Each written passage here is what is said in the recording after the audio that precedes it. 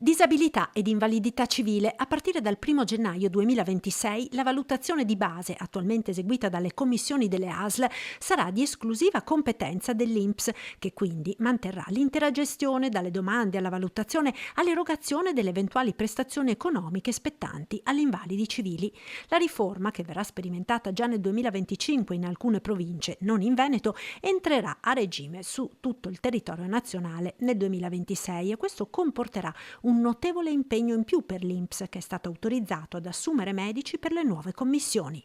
La riforma prevede un accertamento che deve essere fatto sostanzialmente prevalentemente in presenza, con una visita accertata, con nuovi requisiti e nuovi criteri rispetto a quelli esistenti. Per fare questo ci vogliono i medici. In INPS abbiamo un terzo dei medici che servirebbero.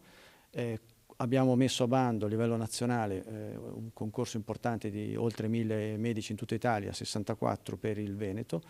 Lunedì 4 novembre scade il termine per fare le domande e le domande non sono per il momento sufficienti per coprire tutti i posti, quindi il mio auspicio è che ci possano essere domande almeno in maniera significativa a poter garantire questi diritti. La preoccupazione è dunque quella che la riforma non sia supportata da un organico adeguato di medici dell'INPS e l'Istituto è in stretto contatto con la Regione per arrivare preparato al 2026.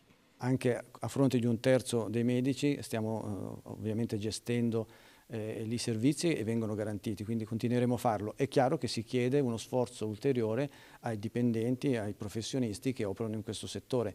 Nel momento in cui si chiede uno sforzo, io ritengo che lo si possa chiedere per un periodo limitato, per alcuni mesi, per alcuni anni, ma non all'infinito, quindi l'auspicio è che appunto questi medici ci siano.